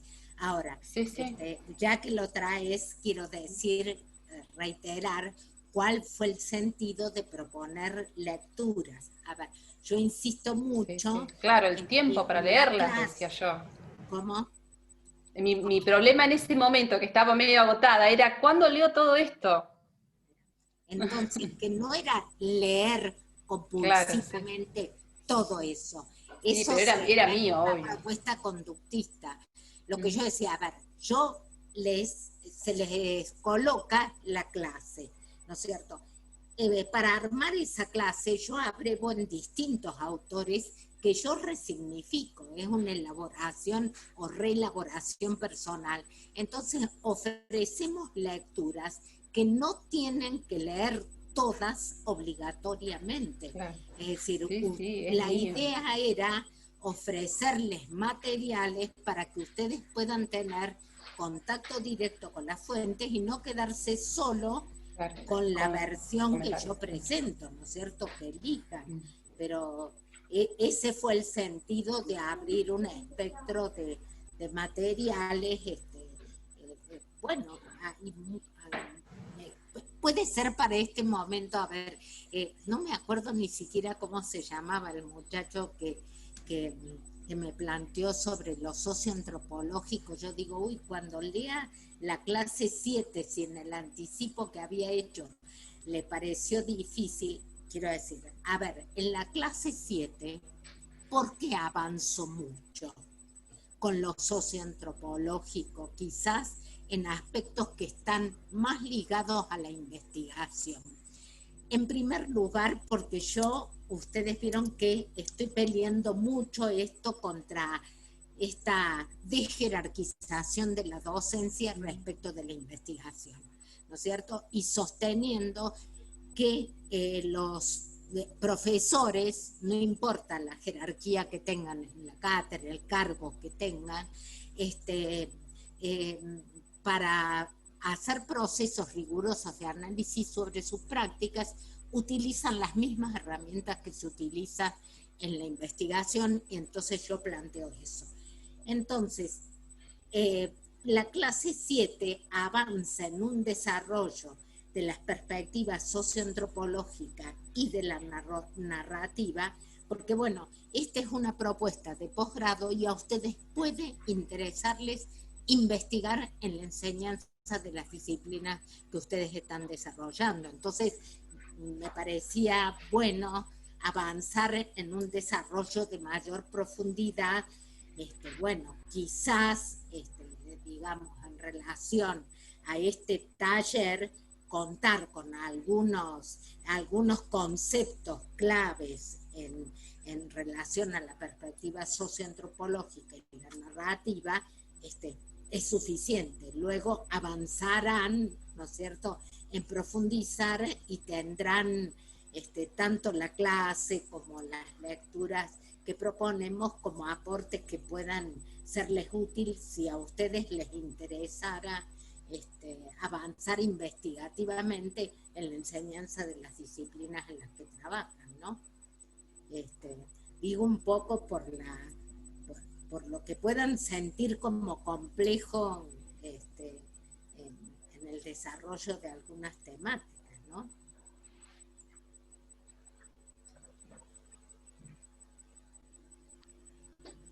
Bueno, y volviendo al tema del texto de reconstrucción crítica, a ver quiénes dicen algo, a ver qué interpretaron, a ver si lo aclaramos y vemos qué expectativas, qué requerimientos. ¿Hasta cuándo tenemos tiempo para terminarlo? Igual, a ver, por ahí por las dudas Te digo porque ni lo abrí. No, por las dudas, por claro, por las dudas, Lorena, digo que por las dudas hago una aclaración en relación a esto, que por ahí nosotros estamos finalizando, pero hay una entrega que es del tercer ejercicio de análisis, que es este viernes 20 de noviembre, ¿sí? Que es esa, que inclusive, si tuvieran, como siempre les decimos, si tuvieran algún inconveniente en particular, o están terminando de redondearlo, nos avisan y dejamos, el espacio puede estar habilitado para que ustedes lo entreguen, ¿sí? Eso saben que, bueno, que por ahí quienes han planteado siempre algunas situaciones de este tipo, bienvenidos y leemos el trabajo igual, digamos, lo importante es que ustedes puedan realizar este ejercicio de análisis porque va a contribuir y va a ser, digamos, un material muy importante para lo que es el texto de reconstrucción crítica, ¿sí? Hay una pestaña separada donde aparece, ¿sí?, ciertas orientaciones en relación a lo que es el texto, ¿sí?, como instancia final, ¿sí?, que tiene que ver con poder producir un ensayo en torno a las distintas dimensiones que se han abordado a lo largo del seminario, y ahí hay un espacio también de foro para poner, para poner en común inquietudes, dudas, o inclusive si fueron construyendo algo, si piensan que va por ahí, querer compartirlo, ¿sí? No es que pedimos avances, pero si alguien quiere compartir algo de lo producido, bienvenido, estamos leyendo en todos los espacios, ¿sí? Y ahí hay 2 fechas. La del 14 de diciembre y la del 22 de febrero. Bien. Son como 2 opciones de acuerdo a cómo vienen trabajando, a cómo vienen organizando sus tiempos. Por supuesto, después quedamos comunicados y comunicadas, pero en principio eran estas 2 instancias como para que ustedes puedan organizar de acuerdo a cómo están viniendo también en sus realidades, que son diversas, claro. ¿sí? ¿Y nos tenemos que anotar en algún lado, por ejemplo? No sé, en otro curso, a mí me pasó, en otro curso que hice de la especialización, nos teníamos que anotar como en una cartelera quién presentaba en diciembre y quién en el otro año. No. Bien. Lo presentamos ese día y listo. Sí. Bien. Sí, sí, también va a estar habilitado el espacio de entrega ahí para que Ahí ustedes... mismo en esa pestaña va a estar habilitado el espacio de entrega, ya lo suben en la fecha que ya ustedes lo tienen bien. Sí, el elaborado. 14 habilitamos el espacio en esa pestaña, ¿sí? Es decir, a partir del 14 de diciembre, de ahí en adelante pueden subirlo, ¿sí? Porque también En cualquier pensamos que... momento. ¿sí? Que Sí, como puede ser el 10 decía- de enero para que corrijan el 22 de febrero, por ejemplo. Claro. Sí, sí. Ah, bien, listo, en cualquier momento. Gracias. Sí, sí, sí, va a quedar habilitado. A ver, una pregunta. ¿Por qué piensan que no les decimos un número de página? Y porque debe ser libre elección. Que No no sé, tratemos como de no leí. llenar con cosas, tratando de llegar a lo mínimo. Como les preguntaba y Gloria, ¿alguien se hizo una idea de en qué consiste? Que la pueda compartir. Federico estaba por decir algo, Glenda. Ah, perdón. No, me hablaba en relación al comentario de la compañera. Estamos en proceso nosotros ahí a días de cerrar la actividad de entrega y bueno, un poco también en vista de la reconstrucción crítica, lo que decía Diego era esto de hacer como una producción individual, porque esta es la posibilidad individual o grupal, de los ejes que trabajamos en este taller, incorporando ahí la experiencia también de las experiencias de corrido, ¿no? O en la pared roja, fíjate. Me parece que Acá. va por ese lugar. Es lo que leí en el general, por eso lo que sí es un poco no ir tanto en la conceptualización, sino en esta lectura más en clave de aportes. Por eso no entiendo yo que no hay digamos, una cantidad limitada o mínima de extensión, que tiene que ver justamente con desde el lugar, desde el enfoque de cada uno y también de la materia, digo, muchos aspectos que son muy singulares. Así que entiendo que es muy particular también la producción. Claro, es fundamentalmente para que ustedes resuelvan cuánto el escrito en términos de ensayo a ustedes les conforma como producción que sintetice lo que fue central e importante para ustedes. No es, Federico, que no incluya conceptualizaciones, pero no solo sumar conceptos en sentido reproductivo, tomando aspectos de clases, de autores y demás, sino un escrito, no es cierto que sea individual o grupalmente a modo de ensayo, ustedes elaboren para destacar conceptualizaciones que fueron para ustedes centrales, articulándolas, comenzando por donde les guste, ¿no es cierto? No siguiendo linealmente el recorrido de las clases, del taller, pero buscando integrar las conceptualizaciones que vayan incorporando en la exposición de las ideas, relacionando con aspectos de la práctica, vinculando aportes de clase con aportes de autores y elaboraciones que ustedes fueron generando. Es decir, cuando algunos trabajen por el motivo que sea individualmente, no dejen de volver, digamos, la virtualidad lo que tiene de bueno es que les permite volver sobre las clases y volver también sobre todo lo que se fue colocando en el aula. Entonces, por lo menos abrir un diálogo en términos reflexivos con lo que otros compañeros fueron colocando si trabajan individualmente, ¿no es cierto?, para ampliar los propios puntos de vista y demás. Pero por eso digo, si ustedes dicen, no lo ponemos porque, a ver, a un grupo decía, bueno, en 5 páginas estoy segura que nadie puede hacer una reconstrucción crítica de lo capitalizado en este taller. Bueno, ahora sí, a partir de eso, 10, 12, no sé, cada grupo apostará a una producción que les parezca, que los satisfaga, ¿no? Que les parezca potente para ustedes como expresión de las cuestiones centrales, de las que pudieron apropiarse, de las reflexiones suscitadas. De eso se trata. La idea de reconstrucción es volver, como recorrer el seminario, no porque lo hagan linealmente, clase a clase, ¿no es cierto? Pero como volver sobre el seminario y revisar críticamente las conceptualizaciones que fueron trabajando, los debates que se dieron, interactuando con compañeros, las reflexiones que les suscitaron, las participaciones en las actividades que les propusimos, en los ejercicios de análisis, ¿sí?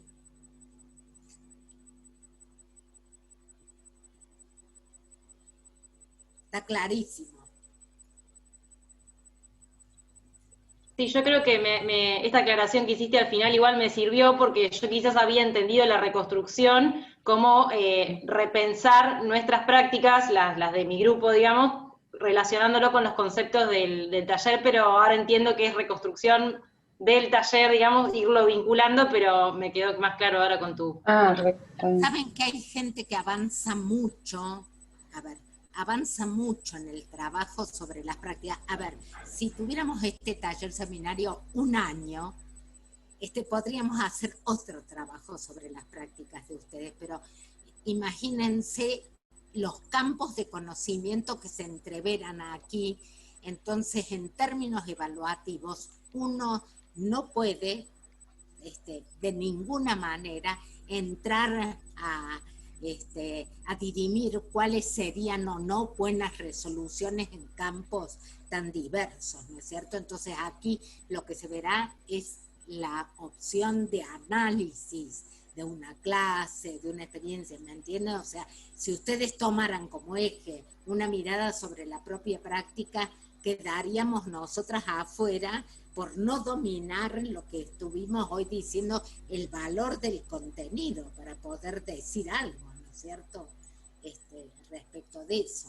Entonces, una cosa es en el escrito, en relación a las conceptualizaciones, ejemplificar o referir, ¿no es cierto?, a cuestiones que se presentan en las prácticas, en las cátedras donde ustedes desarrollan el trabajo docente. Eso es una cosa.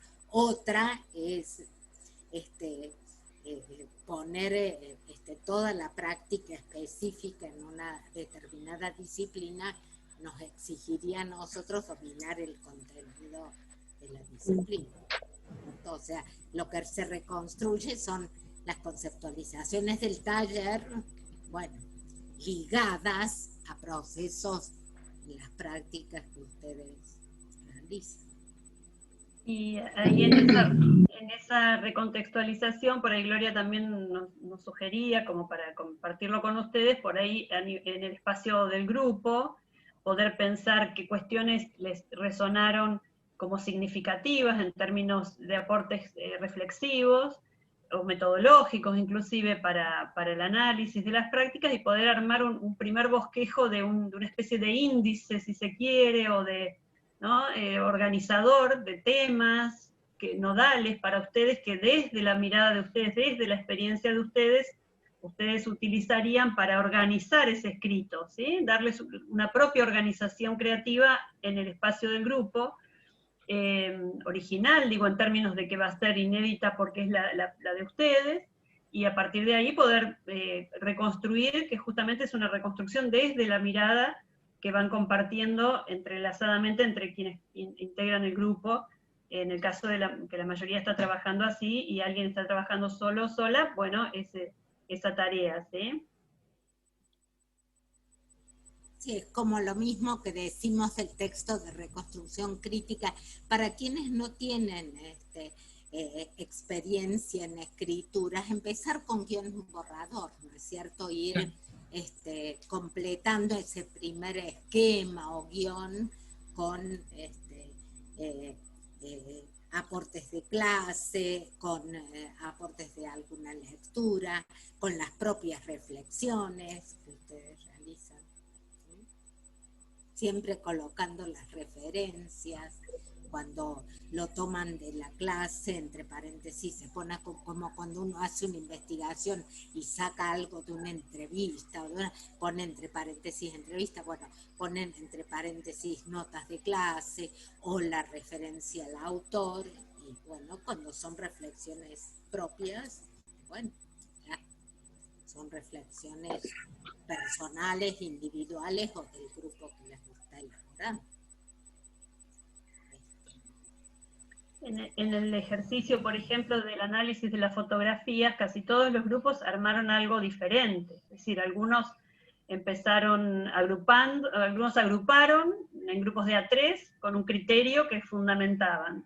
Otros tomaron 2 o 3 fotografías que representaban tipologías de clases que ahí se desempeñaban.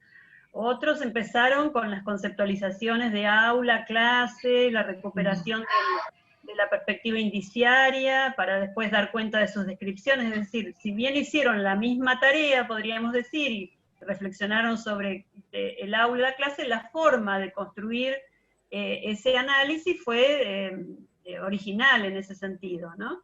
Y de fue cada uno, cada uno. Fue lo que calificamos como texto de reconstrucción crítica, porque los que yo vi iban relacionando esto, las propias reflexiones con conceptualizaciones de clase, con referencias a autores. Esa es la idea, ¿no es cierto? Y pueden retomar parte de algunas de esas reflexiones también en ese texto final, ¿no? Bien. Sí, y además por ahí, bueno, remarcar algo que dijo Gloria, creo que hace un rato, que quienes, porque sé que me parece que va a haber algunas personas que van a trabajar de manera individual, que vuelvan, que es, digamos, que realmente es algo que potencia, ¿no? En ese sentido, la virtualidad de poder volver a todas las reflexiones de los foros, a nuestras devoluciones, a lo que dijeron compañeros y compañeras, porque ustedes mismos en los espacios colaborativos se han retomado, es decir, que eso también, en cuanto a lo que mencionaba Gloria, ¿no? Que si, o inclusive siendo, digamos, siendo un grupo que decida retomar alguna reflexión, digamos, en alguno de los espacios, o en las conceptualizaciones, por ejemplo, en el glosario, es decir, también esto de referenciar que esto es, digamos, que esto es algo que también se abordó. Eso me parece importante, lo destaqué para quienes trabajan de manera individual, pero bueno, no es que está inhabilitado para quienes trabajan grupalmente, ¿sí?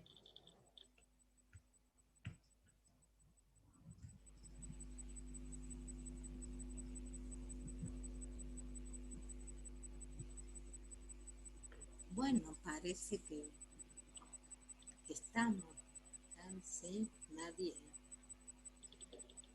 Quizá también es cierto que por ahí están, muchos y muchos están concentrados en redondear el tercer ejercicio de análisis, entonces también pasa que, bueno, quedó un poquitito más, digamos, como un poquito más alejado para la relectura de la consigna del texto de reconstrucción crítica para más adelante, pero no queríamos dejar de pasar esta instancia sin referenciarlo, porque como está abierta la pestaña, ya se lo mencionamos, quizá hasta en el encuentro anterior apareció, ¿no? Como por sobrevuelo ahí decir, bueno, hacia el final de nuestra trayectoria, el recorrido, va a aparecer este texto, pero bueno, me parece que por ahí se pudieron compartir algunas inquietudes, o Gloria especificó algunas otras, y Glenda también, y sepan eso, que está el espacio del foro, nuestro correo interno también está habilitado, decimos siempre la cuestión del foro, porque muchas veces estas inquietudes o dudas son comunes y a veces ayudan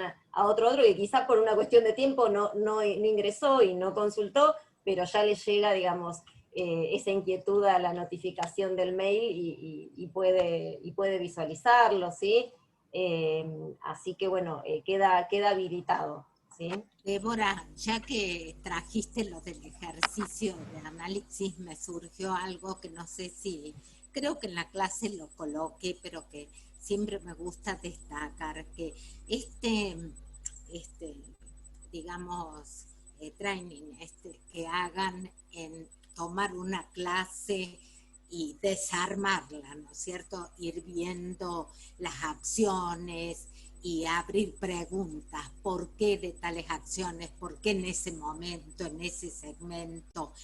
¿Por qué? O sea, ¿con qué decisiones y con qué supuestos estuvo vinculado? Que hay una cuestión que es central cuando ustedes incorporan y se apropian de ese modo de analizar clases, después eso es válido no solo para el análisis después que la clase aconteció, sino que sirve cuando uno prepara una clase. Entonces uno está pensando la clase y dice, bueno, arranco de esta manera, y después uno dice, a ver, ¿y por qué? En el primer momento, en el primer segmento, arrancar esto. Y lo que tenía pensado, a ver, lo que uno en un primer esquema, al generar la configuración de la clase, ponía al final, abrir la pregunta y decir, ¿y si esto que voy, supónganse que ustedes eligieron una lectura o un caso, qué sé yo, para el final, ¿qué pasa al principio? ¿Qué? O sea, plantear la idea de un movimiento en términos intelectuales, ¿no es cierto?, que haga que uno juegue con distintas posibilidades de en la clase, con distintas alternativas cuando se pone a pensar. Entonces, esta propuesta de análisis para la clase, a su vez, después se vuelve un elemento posibilitador del armado de clases. Eso es lo que, cuando uno instala la pregunta, ¿por qué empezar así? ¿No sería mejor de otro modo? Y esto que, ¿no?, que pensé para el desarrollo, para el final, y bueno, jugar con la idea de construcción en términos creativos, ¿no es cierto?, cuidando el rigor conceptual, pero que hay la posibilidad de un movimiento en términos metodológicos. Bueno.